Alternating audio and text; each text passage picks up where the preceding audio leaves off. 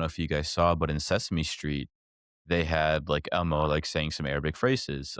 He said "Salam alaikum," and you would think like, oh, like a phrase that means "peace be upon you," that would be pretty received well. He's just speaking from Arabic. Yeah, no, that's a really good point. Yeah, and Yeah. then they're gonna go like, Republican, they're gonna go crazy, and they're like, "Wow, like, we don't want our kids learning Arabic." I've literally been saying how Elmo goes, "Happy Arab American Heritage Month, Habibi." Like, I've literally it was so cute. I don't believe in entertainment boycotts actually move the needle. You know, you take a look at Scream 7, for example. With the firing of Melissa, there was a massive, like, boycott Scream 7. Scream 7 made a hell of a lot of money. What I do think is going to move the needle is, one, continued advocacy online.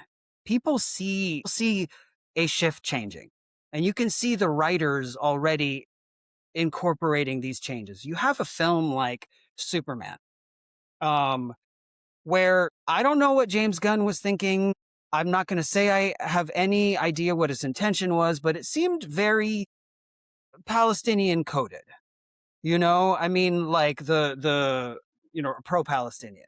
Like there have been, I mean, you look at what's it called, Andor. I don't know if you guys watched Andor. There was a genocide in Andor, a massacre in Andor, and people are coming online saying feels really specific that movies like these that start making money and producers and networks and studios seeing these movies that portray Arabs well are making money. I think that's the way to really move the needle.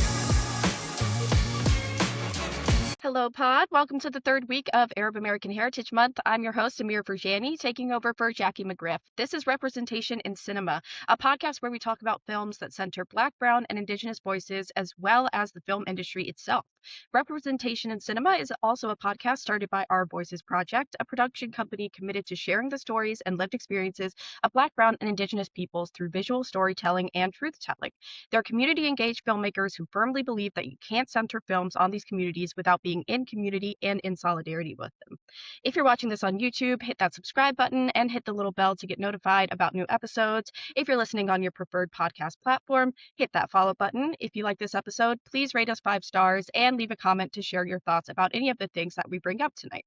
We're continuing our conversation today about Arab representation using the framework of the late Dr. Jack Shaheen's Real Bad Arabs: How Hollywood Vilifies a People.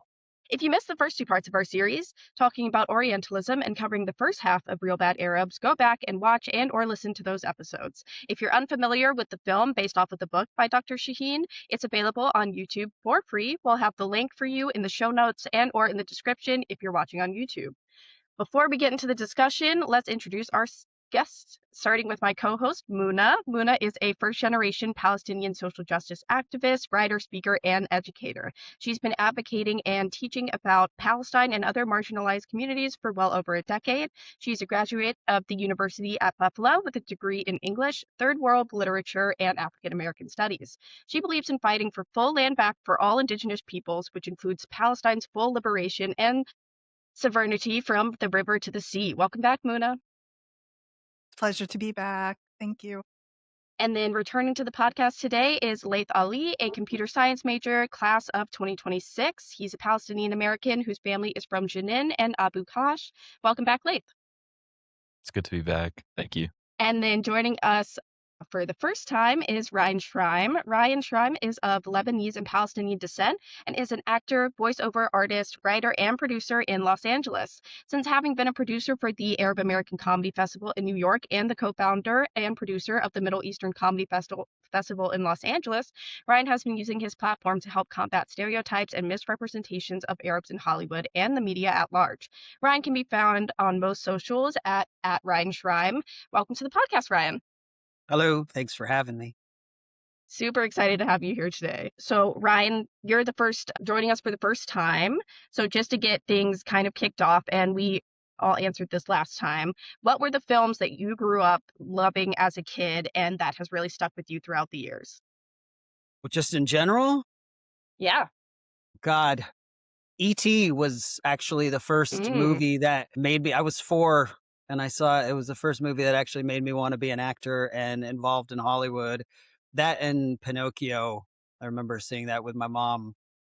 And just maybe a little embarrassing movie. I was obsessed with Robin Hood, Prince of Thieves for like a really long time. So I think I wore out one VHS tape watching it. Yeah. But Awesome. yeah, I mean, God, my entire life has been dominated by movies.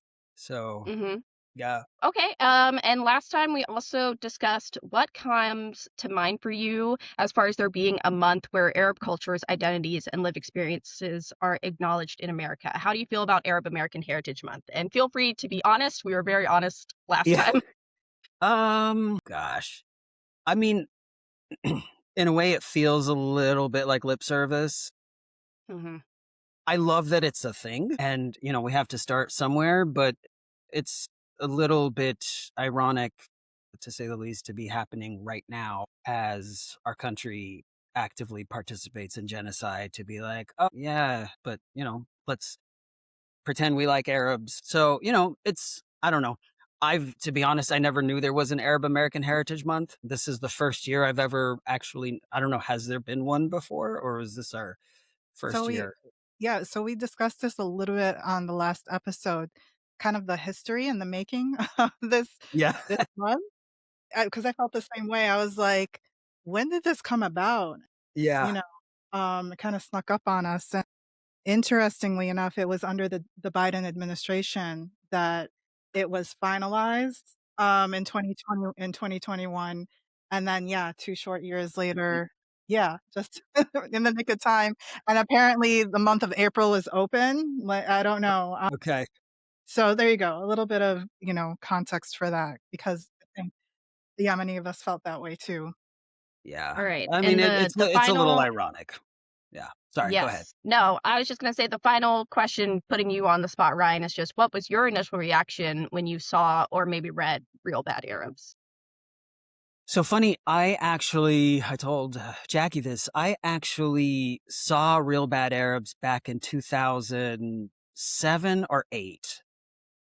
So I'd come from being a producer on the New York Arab American Comedy Festival, and I was discussing with a friend of mine, comedian friend of mine, Ronnie, whether we should continue doing a festival in Los Angeles. And we went, I don't remember who was hosting it, but we went to an event where they were hosting Real Bad Arabs and then doing a Q&A afterwards.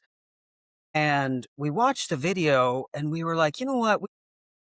We've come a long way since this. We've come a long way from the fat Arab sheik collecting white virgins wielding a scimitar.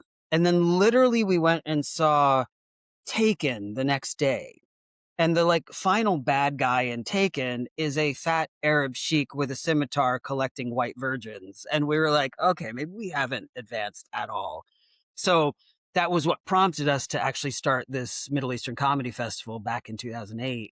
And, you know, I just rewatched it again yesterday, just in preparation for this. And like, it gets me. This is like the third time I've seen it. It gets me every time of like, not to drone on too long also just how you manufacture an enemy, how you create an enemy of an entire people, how you create as he says, Untermenschen of an entire people. I remember it was in college or high school. Actually, no, it was post college. It was during Iraq or Afghanistan, shortly after September 11th. There was this army commercial, and the commercial starts on like a army marine, I don't know, some soldier, and they're like, you only have food for 7 days. It's now day 21, whatever. And your mission is to target the enemy. And immediately they show on screen an Arab dude with a target on his face, in Jeeps. And I was like, that was the first time it hit me. I'm like, oh, I'm the enemy. I'm the enemy. Like they manufactured an enemy for us. And so it's interesting, being part of Hollywood and confronting this day in and day out with the auditions that come in and the stories that I say yes or no to, that like it just really is, I don't know, maybe I'm sure a lot of it is intentional. I'm sure a lot of it isn't intentional, but still playing on the same stereotypes of Arabs are the bad guy, Arabs are dangerous. And if they're not, they're ridiculous. It's really like pure Orientalism in its, most basic form. So yeah, I have a lot to say about that doc, but those are my Hmm. big thoughts. Yeah. Yeah.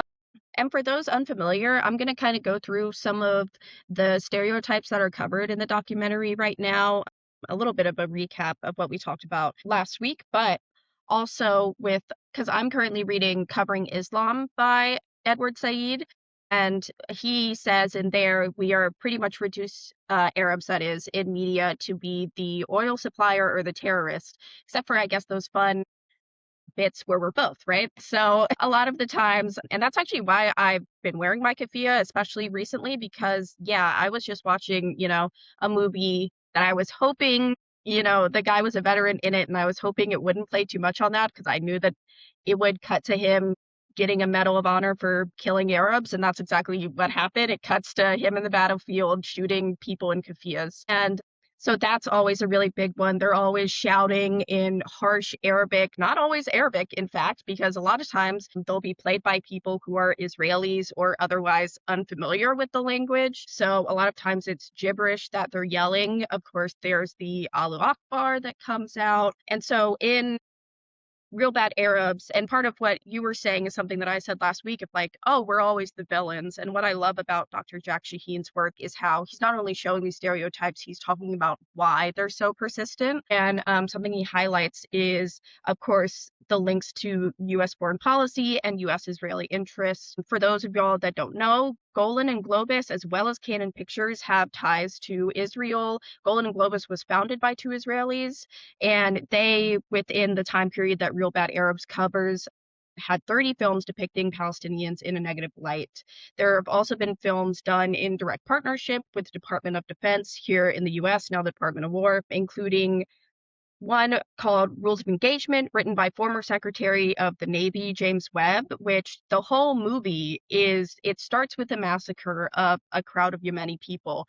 And the whole movie is basically walking the audience through justifying why they had to shoot children and women, which were in that crowd. And by the end of it, it continues this thread of having to kill Arabs before they kill us, which is a bit of an Israeli proverb, you could say. They use that to justify assassinations, but we see this play out in movies as they're manufacturing consent, like you were saying, and dehumanizing us. So at the end of the movie, you're supposed to come to this conclusion that even the children were terrorists. Even this amputee girl that he meets at the beginning of the movie, by the end of it, she's holding a gun, and so it's supposed to be justified. He says more than 300, this is from Dr. Jack Shaheen, more than 300 movies contain slurs or portray Arabs as a butt of a joke.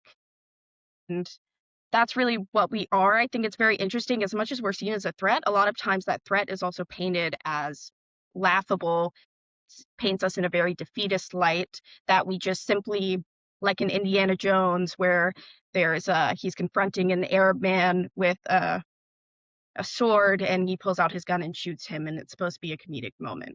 So just wanted to walk us through some of the stereotypes, but I know that you all have a lot of thoughts as well. I wonder, Muna or Laith, if you two have anything you wanted to touch on, maybe from last week or just thinking back on Real Bad Arabs before we kind of move. I think then we'll move the conversation into like the more modern day movies. But was there anything else you wanted to wrap up from last week? I enjoyed the documentary a lot. I think he did a great job, and I'm pretty grateful that someone was able to cover it at the extent that he did. I mean, the things that like really like popped out at me is how much we don't really realize when it comes to anti-Arab sentiment in a lot of these films. Like for example, like accents like a pretty big thing. Like in Aladdin, like with the accents, the good guys in the film, they have like a very like American accent. And then the villains in the film have this, like really harsh, deep, broken English and an Arab accent. And it's just that like depiction of Arabs are not as intelligent and they mess up their English a lot and they have these thick accents. So I thought that was like a pretty big part too. And then, touching on rules of engagement, it's just, I thought that film was disgusting. I watched it when I was younger with my siblings and my parents, my whole family. And it was just like my dad threw on a movie and like, just didn't think much of it. And my brother got really angry at it. At the end of it, I didn't understand why. After like watching Real Bad Arabs, you really understand. They justified killing a little kid, and it's supposed to make you be like, oh, wow, that little kid had a gun and it was pointing at him. I understand why she died. And it's just, it was very shocking and it was disgusting. And you see that reasoning in a lot of these movies and in real life, where they will justify killing innocent Arabs, and they'll be like, "Oh, well, this Arab boy and an American sniper picked up a gun after he saw his father die." It's just like, and they parade it around like it's "Oh wow, this poor soldier had to shoot this boy."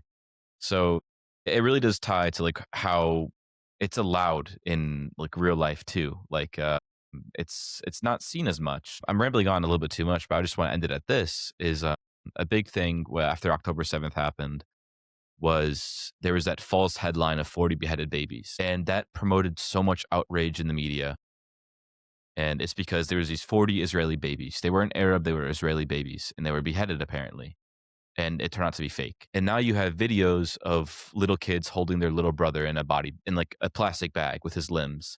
You don't get as much outrage. Why?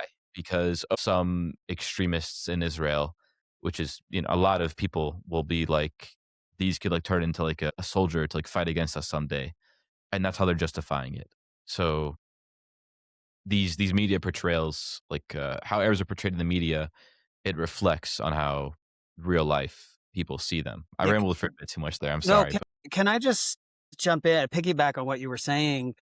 I think part of like, again, what I said, maybe intentional, maybe it's not. I'm sure it's a combination of both, but it is manufacturing consent for the time that it does happen. Like see rules of engagement where, this young girl picks up a gun and therefore they had to shoot her. So we're conditioned as Americans to then think, okay, well, when they shot the kids over there, they must have deserved it somehow. They must have done something to deserve it, or they were going to grow up to deserve it, or some reason to justify it that is directly fed by our media. Again, intentionally or not, or intentionally and not intentionally. There are people that just aren't very creative and they're like, oh, easy to make Arab terrorists, so let's just do that. Cause I don't think they don't have a whole geopolitical intention in their mind, but like it It's really is, unconscious. it's unconscious for a lot of writers. And, and I've read some of my friends' scripts that I have to go back and say, do you realize what you've done?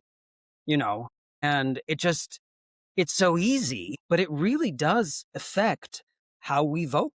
It affects how we turn a blind eye. It affects, who we donate to. These have like real world effects, and there's nothing really more powerful than entertainment.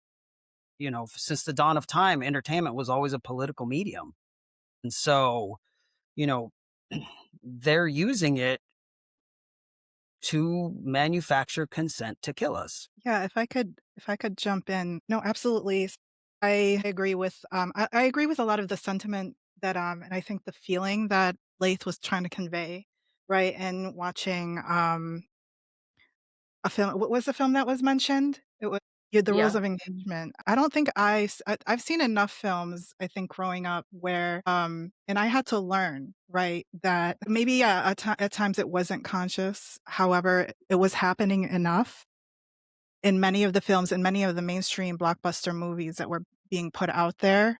I mean, literally, I remember in high school, it was like, I don't know, I had seen, like, the movie 300, and then I went to see the movie Transformers, and then I went to see another Marvel movie, and it was literally just this repetitive, the boogeyman, the evil terrorist, they either they there was absolutely the whole notion of having the thick accents, or sometimes they didn't even speak at all. They were just, like, wrapped like some kind of scarf, but it was known like these are the bad guys and the good guys, are the complete opposite of these people. I will say, absolutely, the entertainment industry and Jack Shaheen, I wish he was still with us. I really do. It would be wonderful to have him. We live in really difficult times. Things have progressed in many ways. And, I want to talk about, get into that more, especially with you, Ryan, being in the industry as an actor of Arab descent, and you being able to play different roles and other roles that maybe you weren't willing to play. But American people are the most propagandized people in the world, and Hollywood is very much part of that propaganda. So there is like the imperial industrial complex, the media, and the way that it has been systemically formed when it comes to Islamophobia, when it comes to creating the ongoing villain arc, this very, blatant notion of what these bad guys are supposed to be, who and what a terrorist is supposed to look like, right? Whereas for our own people, especially back home, dealing with the brunt of our, government and our policies and everything that they're dealing with, they don't get to write and tell their own stories. So everything that's kind of being put out there to the mainstream public is like, I can't reconcile like for how long it's been going on and how often. On top of the fact that with every marginalized group in a Hollywood movie, no one's safe, right? Every marginalized group has to deal with being typecasted or stereotyped in some way in Hollywood films. Like, this is a fact. But when it comes to people of like the Swana or MENA region or like diasporas, I do think there's a lot more acceptance of it and like not as much pushback, especially in Hollywood. And I do think that's where a lot of writers fall into the traps without even a second thought of this is pretty racist. This isn't right, but there's never like a second thought about it. So I think like that's the main difference of how our own peoples have been portrayed for so long versus even, you know, any other marginalized groups where it's like, whoa, hold on a second. This is not good. We got, you can't get away with this. But for some reason with our peoples, it's always okay, Well, there is, you know, one of the things in Hollywood is there are advocacy groups for, Black Americans, Indigenous Americans, Hispanic, Latino, Asian Americans. There are more powerful advocacy groups than for Arabs. There is MPAC in Hollywood, which is the Muslim Public Affairs Council, and they definitely advocate for Islamic representation in Hollywood. And they've done some really good work in progressing that narrative. But for Arabs in general, we don't really have one. There's not really a very strong advocacy group to say, hey, this is misrepresentation. So luckily MPAC has definitely taken up some of the brunt of that. For sure, they've done a great job. But as an ethnic group, we lack that advocacy in Hollywood. And whatever there is, it's not very powerful. And so that was one of the things we had tried to start with this comedy festival. And we definitely have a community of people, but coming together and creating like an advocacy group hasn't happened yet. At all. Like, you feel like it's not, even with the Mo's and the Ramis of today, that it hasn't. I mean, listen, there might be one that I'm not aware of.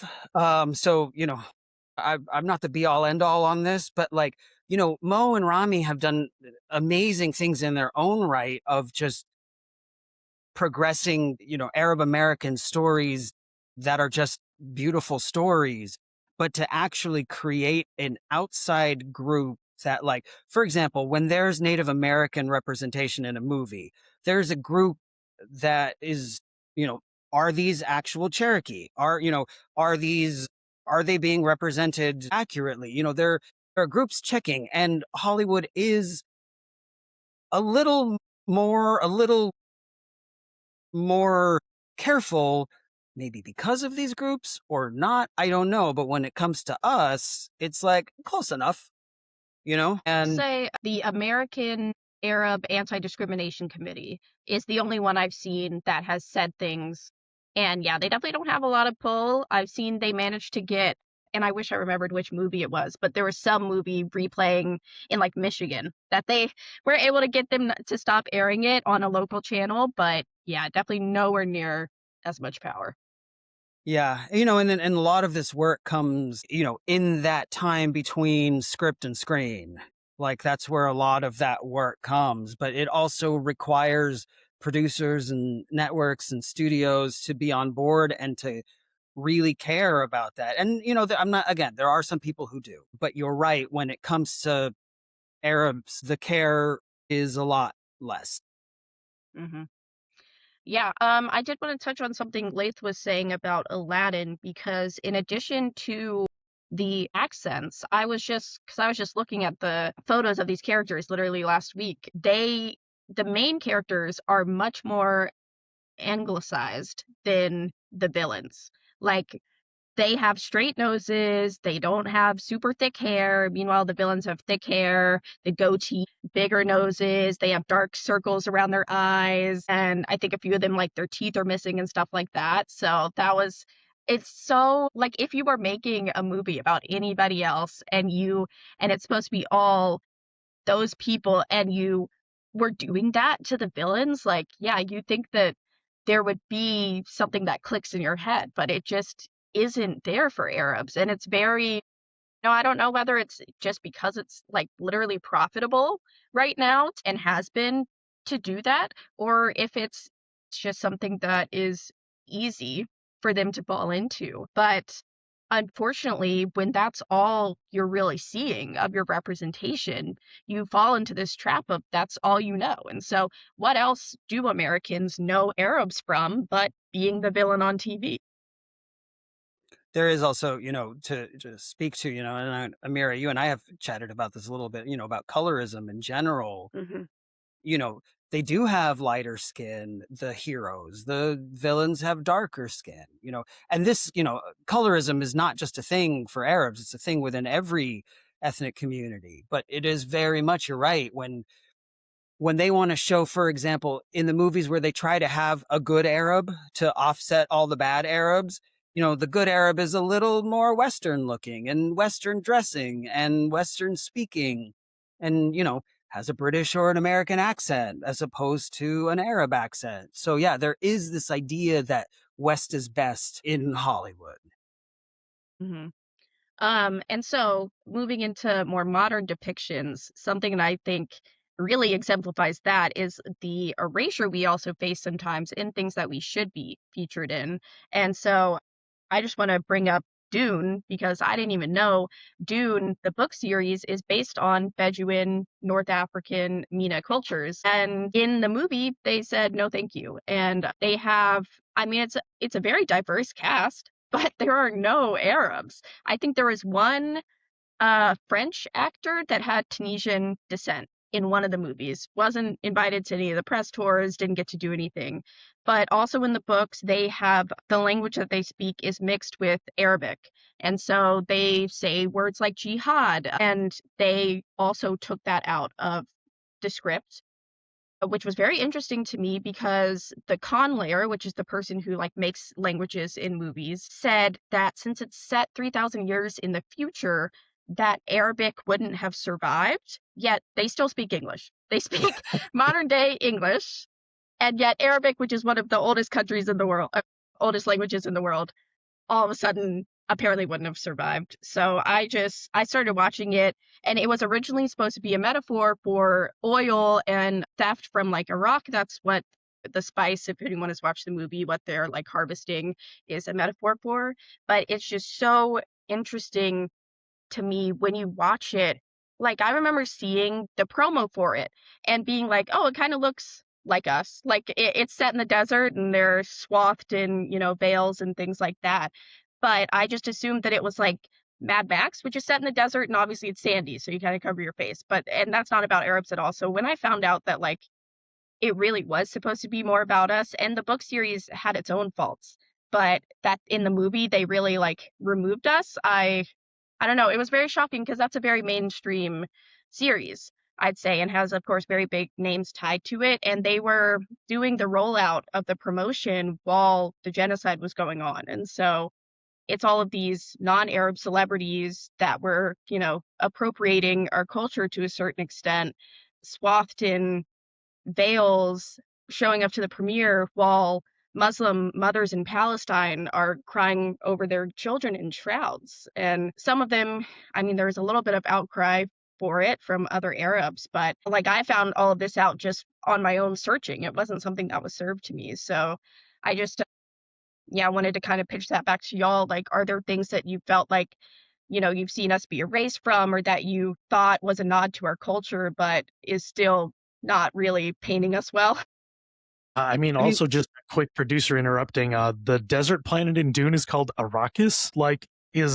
I'm reading is like deriving from an Arabic word, the dancer, and the Fremen are essentially a Bedouin, nomad. Like it couldn't be more unveiled usage of that, and then all that at the same time. So, producer out. Yeah. Well, and we got Timothy Chalamet as well. So that's what we got.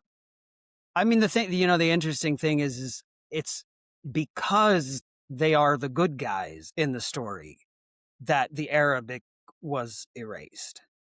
I can probably guess if they were the bad guys, then maybe they would have received a different treatment. But because they're the good guys, and because it is very clear metaphor of Western imperialism, siphoning resources from desert people, they had to make it as non-Arab as possible because they don't want you to side with the Arabs when they literally go do it.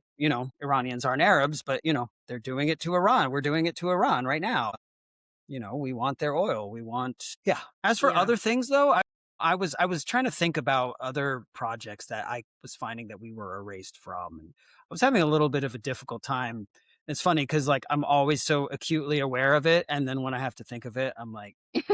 I mean... Laith, Muna? Yeah, go for it. Oh, because I know I don't know how long you've been acting, Ryan, and I don't know how you sort of got started, what prompted you. You said, from it sounded like a pretty young age that that the I've dream always kind of wanted to. you. Yeah.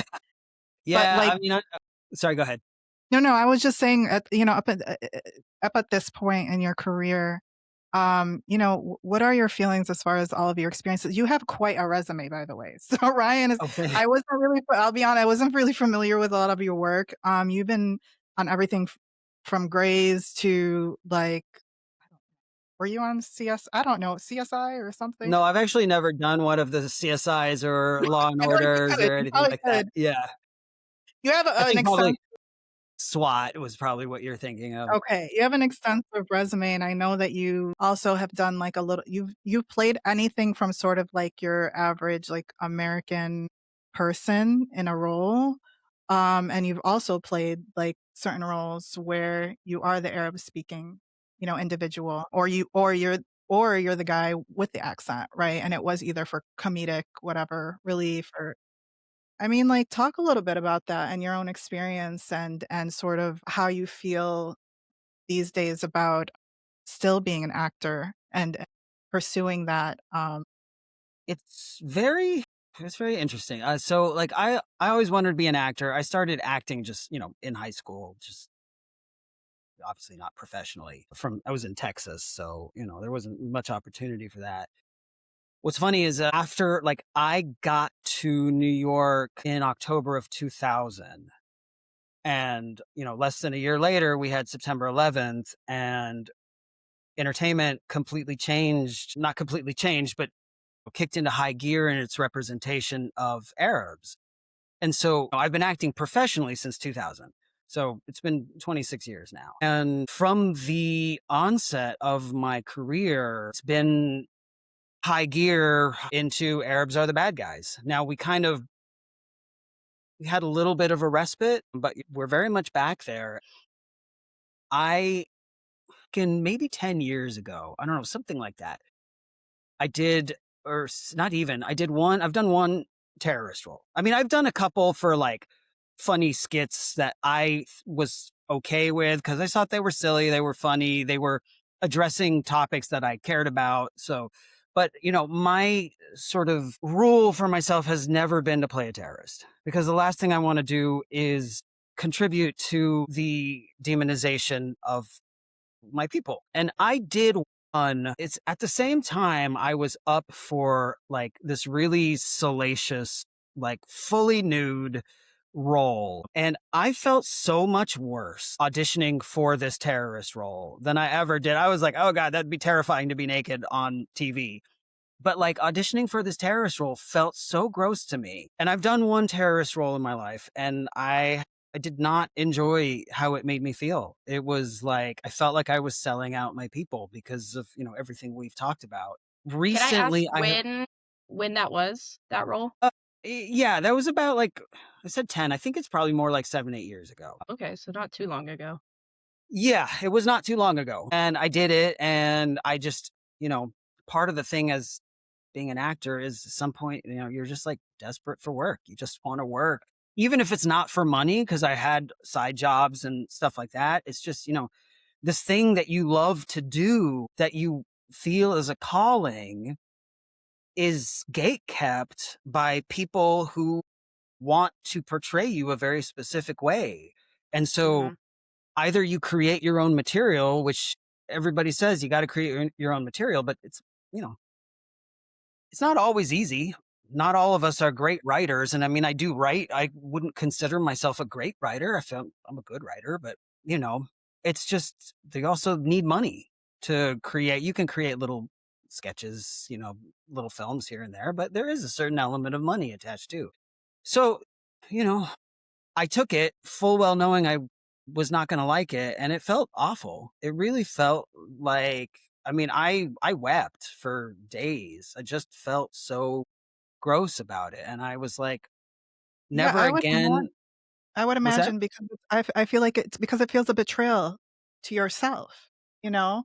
Whereas doing something of a nude, that's not really a betrayal of No, the it's self. just risky.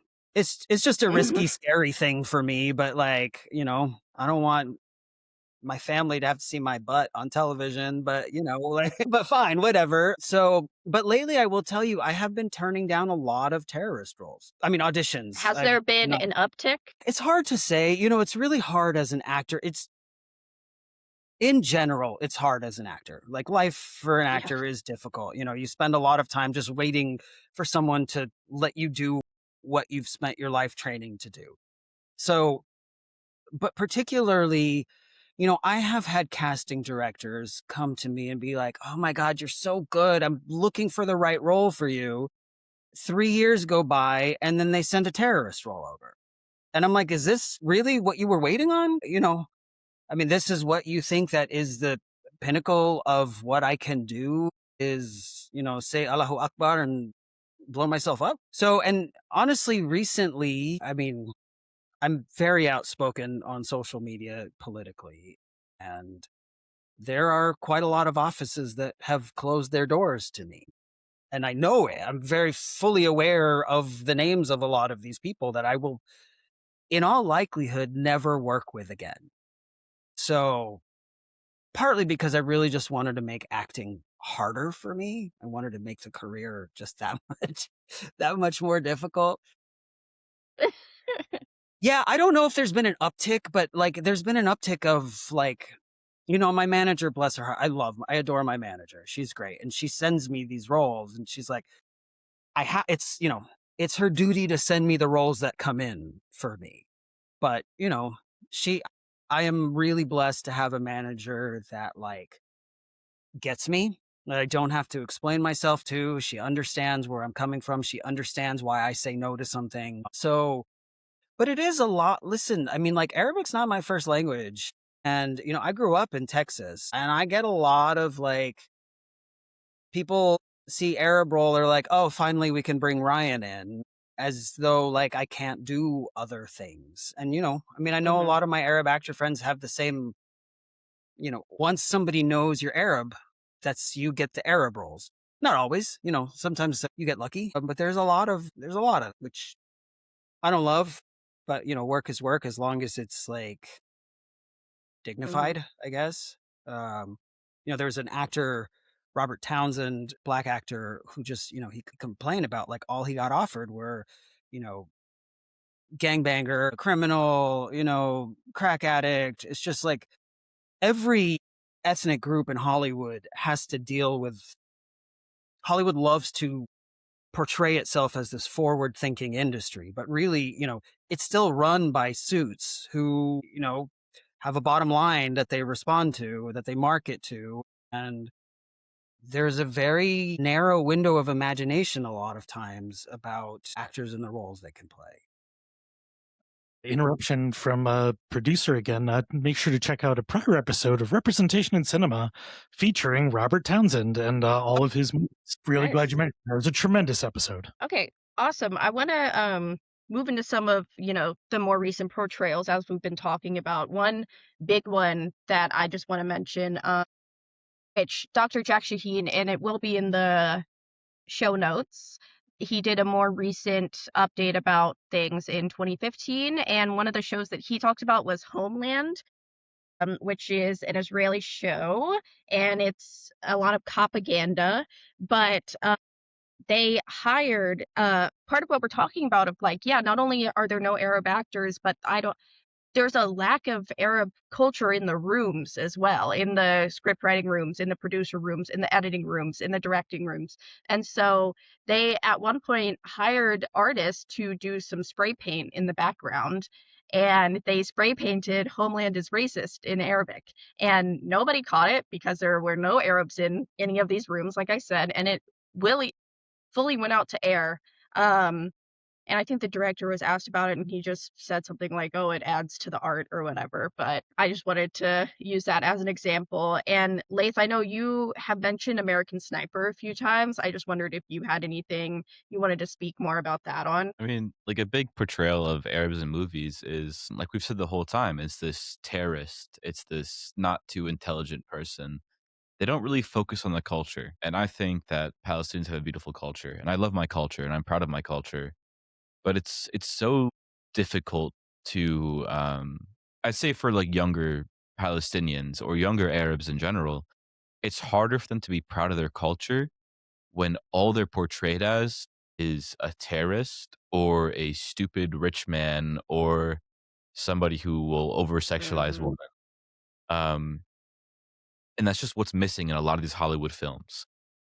Every time an Arab is portrayed, it's, oh, he's either this big money guy, or oh, he is the terrorist, or he's just like a farmer. And it's just, it's just, I think they're really missing out on our culture. There's not like a lot of things in America that focus on Arab culture. And especially after 9/11, there was this whole entire feeling across the US where Arabs are the bad guy. If they speak Arabic, you get looked at different. And it just really pushed everyone away from embracing that culture. And it really sucks. As a kid who grew up in America, I wasn't able to embrace my culture. I wasn't able to embrace my food. I wasn't able to embrace my language. And it really just, it drives a big divide. I mean, what I'm trying to say is it just really puts in like this horrible situation for Arabs growing up in America. And it's going to be like a large effect. It's going to be seen throughout the years. That's my big issue with American films, especially after 2001, portraying Arabs. There's this isn't entertainment related, but there was it was in a hospital, children's hospital in London, I believe. They had what's the word? Gosh, when they put up works of artists, a display, forgetting my language, but they were displaying ceramic plates made by Palestinian children. And there was an advocacy group that got it taken down, a pro-Israel advocacy group that got it taken down because they said it was insensitive. And it was literally nothing more than just children who happened to be Palestinian. And I say that because it's almost like there is this idea that if you dare humanize Arabs, and in particular Palestinians, it's danger. Oh, it's like, how dare you do this? And it's a lot of times, as an actor reading new playwrights' works in New York, when we would get up and do a stage reading of a new playwright's work who happened to be Palestinian, there was always what is the Israeli view? Well, what about the Israeli viewpoint? As if Arabs only exist, and particularly Palestinians only exist in contrast to, as a counterpoint to. We don't have our own culture and our own identities except in relation to the West or to Israel or to, if it's Muslims, to Christianity. Like, we don't have our own identity, and particularly not one that's worth celebrating. And I think Hollywood has lagged very far behind in, we can celebrate, in the heights of, like, New York Latino culture. We can celebrate different ethnicities and different cultures very easily. But when it comes to celebrating Arab culture in Hollywood, it's not a thing. There always has to be some political reference about why this is okay or why it's not okay or whatever.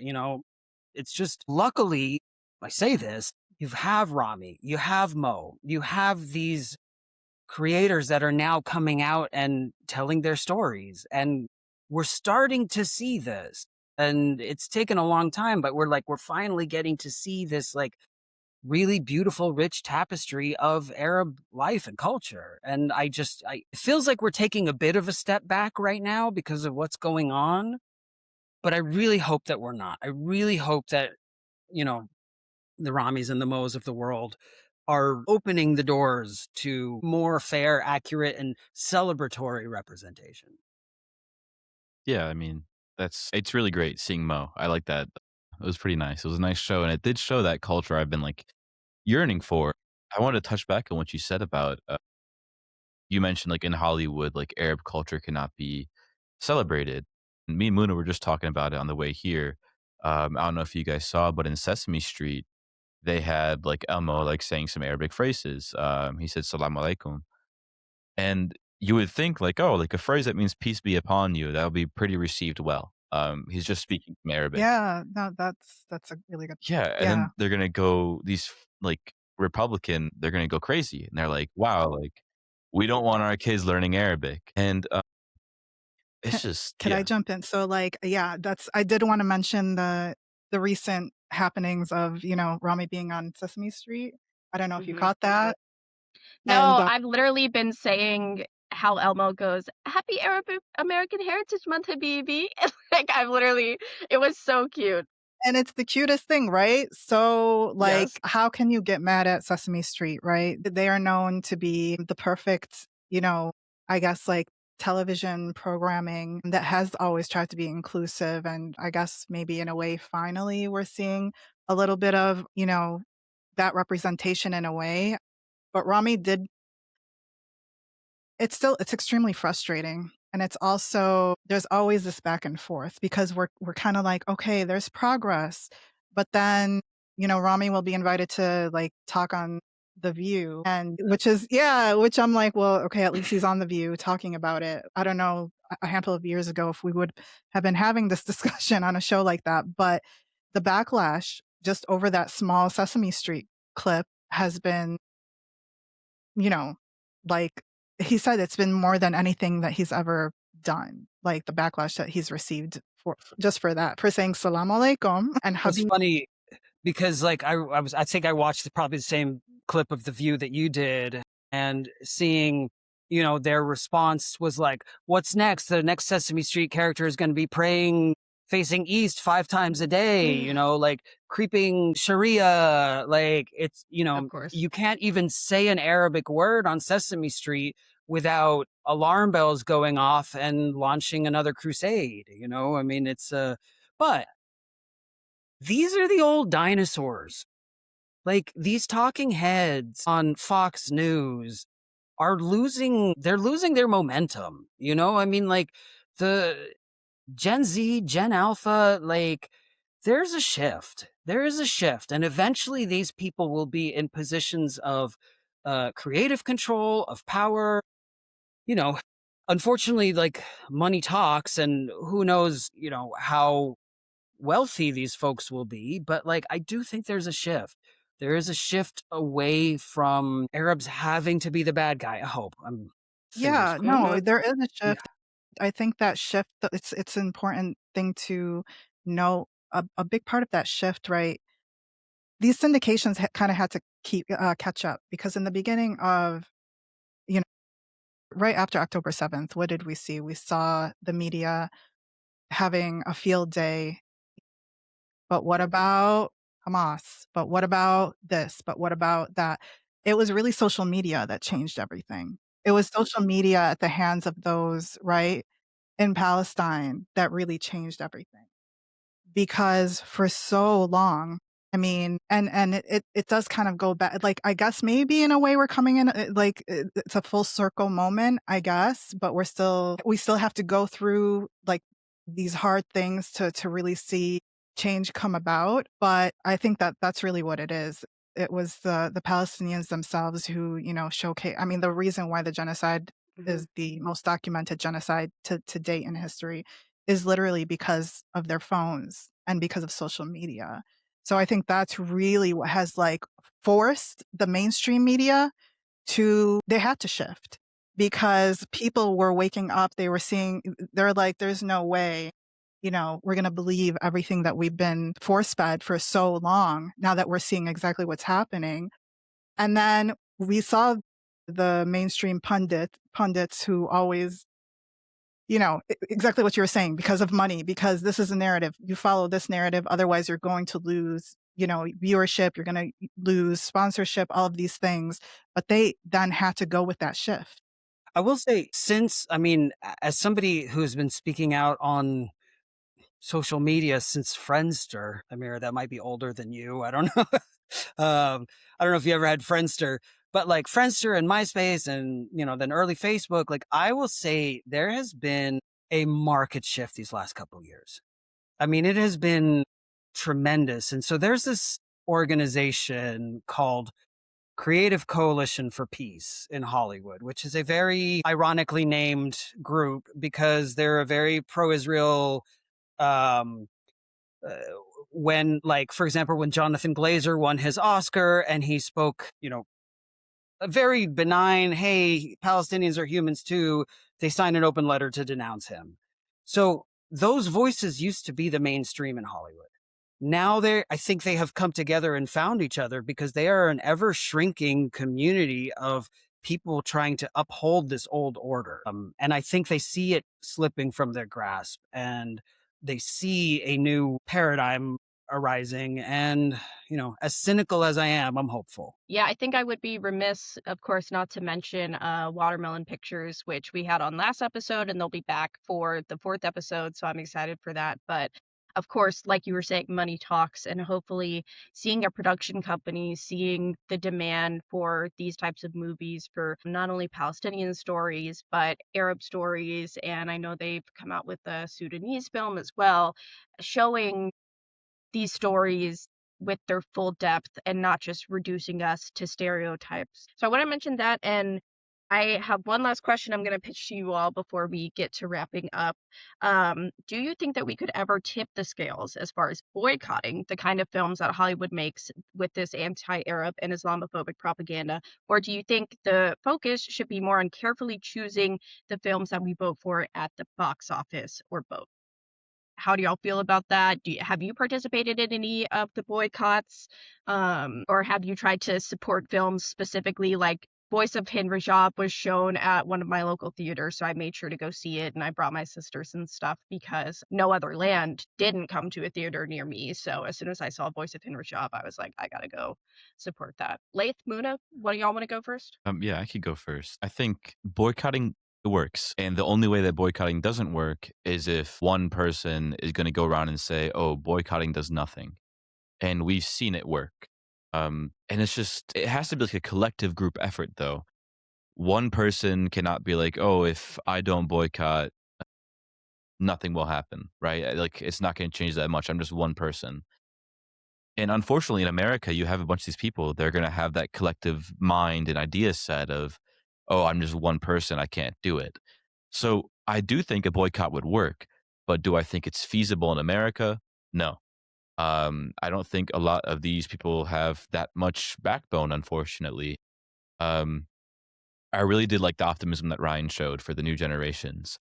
But from what I've seen on my college campus, I try to lead protests. I try to show them that what's happening isn't the normal and we should be fighting against it. But so many of these people are just not standing up against it. I don't think it's fear because a good amount of my campus is white citizens of America and they're not at the protests. They're not standing there with their fellow humans. So a boycott, it would work, but I don't think it's feasible, which I really wish it does. Because I boycott films that I would think are portraying Arabs in a negative way. I don't like watching war films. Like, not only is it just the immense just throwing in my face that every Arab is a terrorist, it's just this. I don't really want to profit off of war. I don't want to celebrate war and that it happened. I think it's disgusting. So that's where I'm currently at right now. But yeah, no, boycotting would mean a lot. I mean, like, I wrote this down when I was watching like Real Bad Arabs, and like something that like stuck with me when I was thinking of it is if this is all people see in these films, and these films continue to make enormous amounts of money, they're going to keep bringing people back. They're going to keep making the same films. That's all they're going to see for Palestinians in these like random places in America, like upstate Wisconsin, upstate New York, where there's not that many Arab representation, let alone Palestinian representation. They're just going to see Palestinians in films or Arabs in films on top of like Fox News propaganda and Israeli propaganda. And that's how they're going to view like all of these actual Palestinians. So I mean, I repeated it like 3 times, but the boycott would be extremely important, and I wish it happens, but I don't have that much optimism for it, unfortunately. So are we talking specific films? Because I think, right, we've definitely been trying. I think people have been trying to boycott specifically like media outlets, right? People know now or have cut out their Hulus and their Disney subscriptions and if Marvel comes out with a new film, I don't know how well Marvel blockbusters have been doing in the past handful of years. One specific film actually that comes to mind that I think there's a couple, and then even like the Scream franchise, I think they caught some heat when they fired which actress was it? Yeah.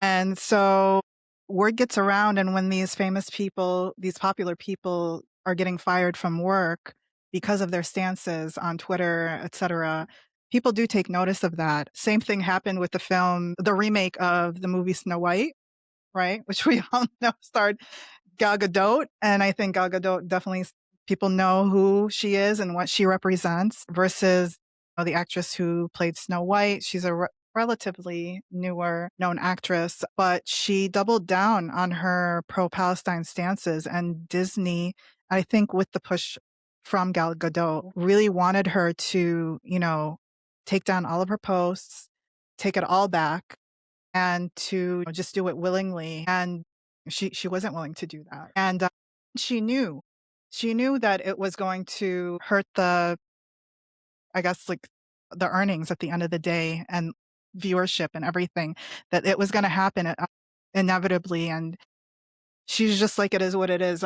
I'm not going to do that. So I think that, people, their boycotts are happening. And in certain ways they are working. They're definitely having an effect, to a degree. And I think like certain individuals, I don't think celebrities are liberators, but there is this ripple effect that's happening. There's like cracks in the wall, that's happening. Do I think that we should only boycott? Like it starts and ends there?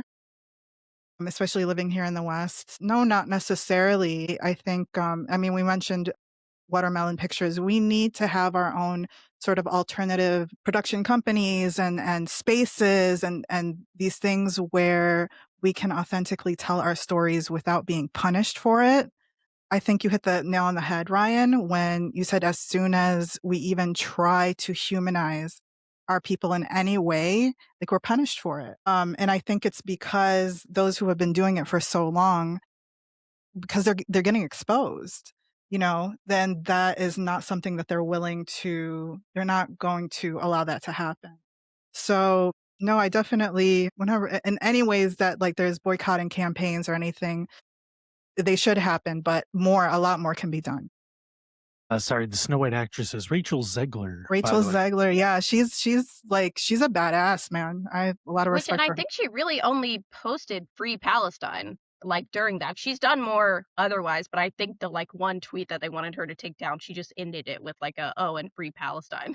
Mhm. You also have, like, Hannah Einbinder, who goes on an award Yeah. stage and says "Free Palestine." Vanessa Redgrave got booed off of the Oscar stage decades ago for talking about Palestine.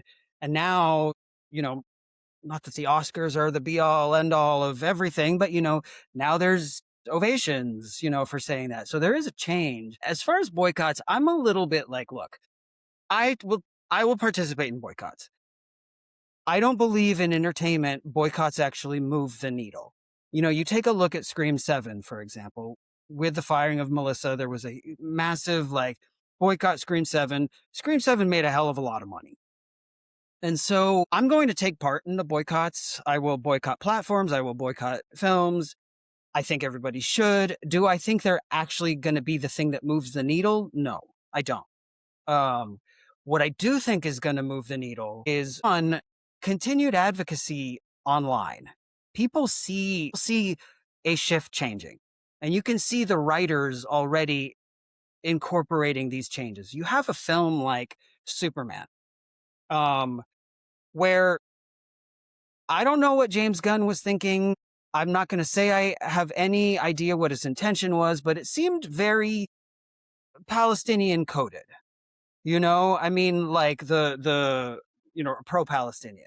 Like, there have been, I mean, you look at, what's it called? Andor. I don't know if you guys watched Andor. There was a genocide in Andor, a massacre in Andor. And, people are coming online saying, feels really specific, and so I think what is going to actually move the needle, and in everything, is good art that has a positive message, and a message that Arabs are human, even if it's not specifically explicitly Arab. People saw Superman and they were like, oh, yes, we like this. We like this representation of people who appear to be metaphors of the Arabs, And so I think that is what's going to move the needle. That movies like these that start making money, and producers and networks and studios seeing these movies that portray Arabs well are making money. I think that's the way to really move the needle. I don't think people boycott with their pocketbooks at cinemas very much. I just think a lot of people, frankly, just don't care and, aren't aware.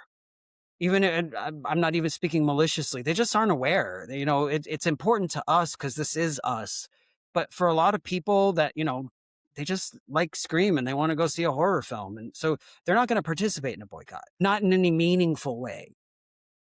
But you start giving them projects that portray Arabs well, and those projects start making money, then people are going to be less afraid to do those projects. So I think that's really where the focus should be, is like, supporting projects that do portray Arabs well, creating these projects, championing these projects, talking about these projects. Yeah. I mean, I think like really good art is the way to move forward. So can I Yeah. ask quickly, what is sort of a dream project for you? Like, I think it would be amazing. You keep saying you're not much of a writer, but I do know you've written, Yes. some material. I encourage I think all of us should be writing to some capacity, but I definitely encourage you to think about doing some sort of screenplay or one man show or something, where I've written quite a few screenplays. Sorry, I didn't mean to interrupt. Go ahead. no, it's okay, but where it's us really this is about like reclaiming our narratives, because again, we have not been able to because our narratives always do get hijacked. Again, yeah, by those with money and more power, but we still have to, I guess, find ways to still reclaim our narratives and to speak our truths. And yeah, I think art is a very powerful medium to do that. And we understand that the media is a very powerful medium to do that as well. Is there, I guess, like a project that you have ever thought about or have in mind that where we, that's the case, where you feel as though like you have more agency given your background in a role? You mean as far as creating a project? Yeah. Yeah, there's, I mean, I'm currently in the process of writing 7 different projects. So like, yeah, there's a lot. A true artist. True ADHD artist.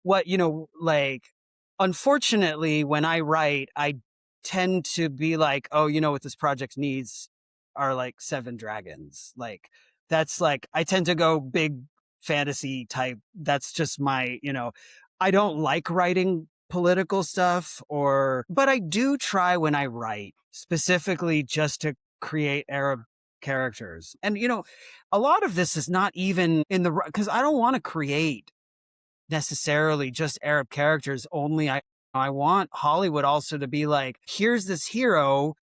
Why couldn't they be Arab? And also, why does their ethnicity have to matter? Like, why can't they just cast an Arab actor and that's cool? Like Rami Malek, he's played, and listen, like playing bad guys is great. I'd love to play bad guys, but not bad guys because of their ethnicity. Just bad guys who happen to be really cool bad guys. And, I just happen to be who I am. That would be fun. Yeah. The one thing I will add though, I think part of the whole notion of like writing these stories and having that representation. So I can only speak for myself, right?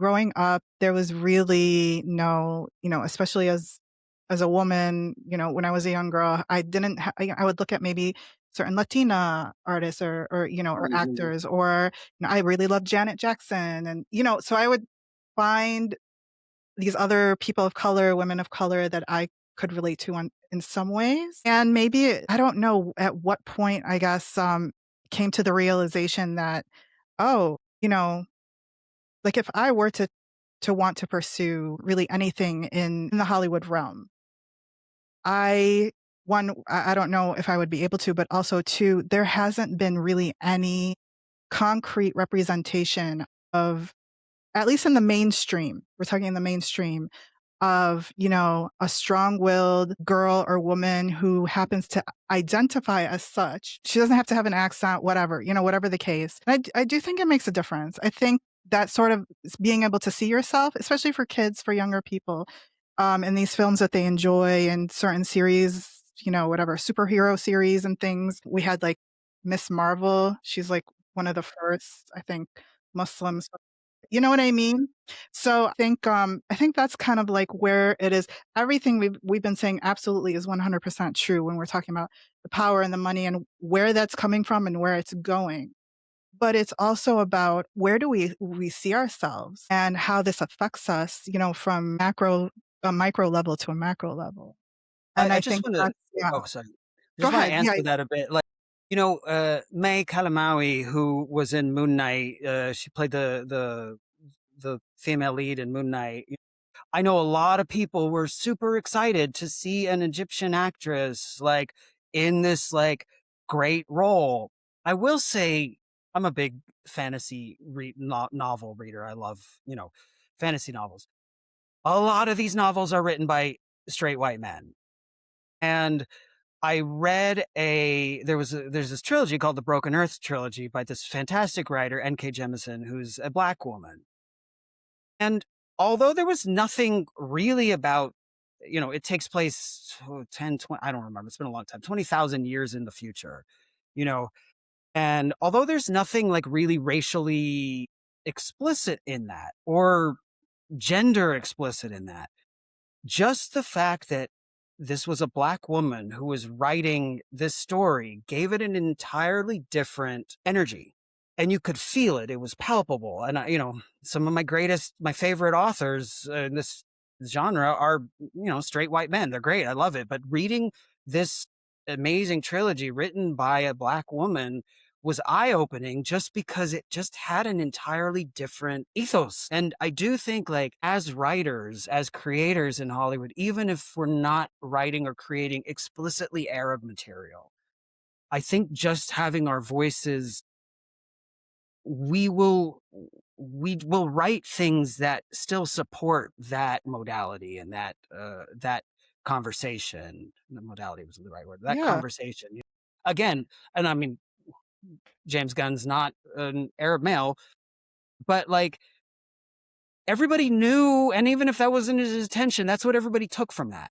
And so, like, I think we can even have these stories, even if we're not explicitly talking about them. But I do, to your point, I do think it is important to see representation. Like Aladdin, with its problems, I still have the version of, chop off your hand version. That was the first movie I really saw with someone that looked like me. And I was so excited to see it with all of it was still like, oh, look, there's me. I wasn't aware enough at the time to really recognize all the problems. And it was only as I got older, I'm like, oh God, this is, No, but The still, soundtrack is still great, though. exactly. Love it that is. It's soundtrack. wonderful. It's wonderful. But I do, to your point, I do think it is like, I have a lot of stories. Sorry. No, but like we were saying about but that's why we know phrases like black girl magic. You know what I mean? That's everything exactly. It goes back to, reclaiming that narrative and tapping into our own power. And we definitely, we talked a lot about Aladdin last time, but I think Aladdin was that sort of, that Disney magic. And, it was the first time for me going to a movie theater and watching that film. And it was, again, it was the only thing that we had Yeah. that, Yeah. yeah. So, yeah. Brian, I right, actually well- want to. I'm sorry. No, go for it, Laith, if you have a final comment. Yeah, I want to ask you like one quick question, Ryan. So, the moving the needle, and you said that boycotting wouldn't move the needle that much. Where I understand what you're saying, but I was wondering, what would it be like if actors were to boycott like roles instead? Like I motivated from this question because I'm like studying soccer history right now. I took it as a fun class, but um, in 1958, Algerian players in France refused to play for French teams because of how France was treating Algeria and how like there was a colonial regime attacking Algeria, and these players rejected to play for France, and they moved to play for the Algerian team that was led by the independence fighters. So I'm saying that as in, I don't want actors to go and join like an independence fighter, team and tour around the world. But if these actors are to boycott certain films, like, if I had like Ryan Gosling in a film and I like Ryan Gosling, I think he's cool. And he sees a film where it's like depicting Arabs in a bad way and he boycotts it. What effect do you think that would have? I mean, look, there are, we're starting to have bigger name actors who are taking a stand. You have Javier Bardem, you have like a bunch of people who signed that they would, they'd never work with any company that was complicit in the genocide. I do think that does have an effect. Again, not to sound too cynical, I'm a nobody in Hollywood. Like I don't have any power in Hollywood. If I turn down a role, somebody else is going to take the role. And even with these bigger actors, if Javier Bardem turns down a role, somebody else is going to take the role. So I do think when you get somebody of his level starting to turn stuff down, there's a conversation that happens. And I do think that is important. I 100%, I don't want to discount how important that is, that these bigger name actors with their platforms say no to things, because it does start a conversation. I do think the project will still get made. There's a lot of money behind these projects. Now, if you start getting a lot of actors being like, no, then I think there will be a conversation about shelving that project. Maybe. I don't know. It really depends. I get the sense, though, that like there's a sea change and people see it and the writers see it and the producers see it and the publicists see it, which is very interesting. I think that's something we haven't really touched upon, but the publicists are starting to tell their clients to speak differently. And I think the change is going to happen, not quickly enough for my taste, and maybe not dramatically or drastically enough for my taste, but I think it will. So yeah, to your point. Could you What's that? elaborate could you elaborate just on the publicist part? Like speak differently how exactly? Like are they Like, telling I don't like naming names of people, but I have seen people who have, for example, very pro-Israel publicists who have recently or not too long ago said things that were a little more anti-Palestinian than they are now saying. And their clients are, you see who these publicists' clients are, and they're all kind of changing their messaging, which I do think is coming from the publicist as well. So, I get the sense that like the days of bullying people for speaking out in defense of Arabs and in particular Palestinians, I do think those days are numbered. They still happen, but they're happening a little more secretly now. Like, for example, I know I'm just not going into certain offices. And that is what it is. So that sort of thing is still happening. The gatekeepers are still gatekeeping, but the voices are changing, So anyway, sorry, Leith, to speak to your point, I do think there is an importance in like bigger name actors saying no to things. Someone like myself, I say no to things all the time and somebody else does it. It's not like Hollywood will move on fine without me. I'm unfortunately not indispensable yet. So, Yeah, that's right. yeah. Okay, well, we do need to wrap up. So, Leif, let's go to you. Where can folks find you and how can they support you? I would say the best way to support me and my organization of SJP is follow us on Instagram at sjp.ur. We post a lot of our like work there and a lot of our like needs for support there.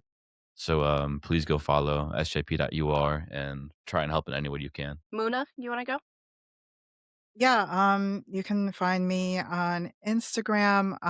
Trying to be a little bit better with social media these days, but my handle is mnnajib7. My email is mntaha@gmail.com. I think, like I mentioned in the last episode, the best way to support any of us really is to continue having these conversations and, creating safe spaces and inviting folks to continue to do that in the most authentic way possible. So, yeah. Thank you. And Ryan?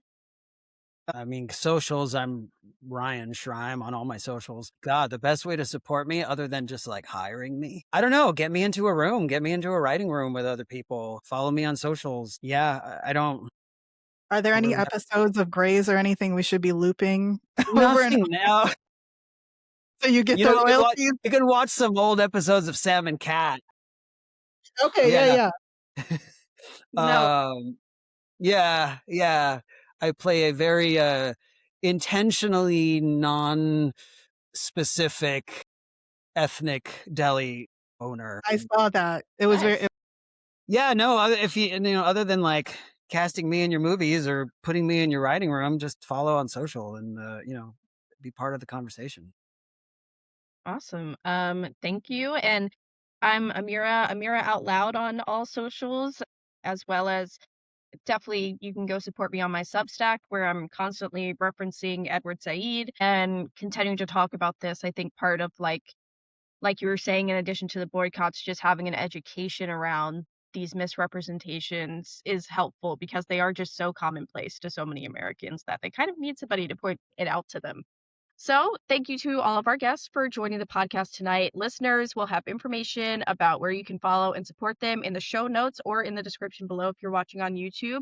Wherever you're listening from, hit that subscribe button. And if you liked tonight's episode, please give us a 5-star rating. Share this episode with everyone you know, anyone you know. And if you liked tonight's episode, let us know what you liked the most in a comment. Follow us on Facebook, Instagram, and TikTok and Threads. Visit ourvoicesproject.com and sign up for our newsletter for more information about what we do. In our next episode, we're going to be talking about decolonizing your consumption and what authentic Arab representation really looks like. Until then, we highly recommend that you go watch Real, that's REEL, Real Bad Arabs, available for free on YouTube. This has been Amira Ferjani, your host for tonight's episode, and as always, thank you again for listening.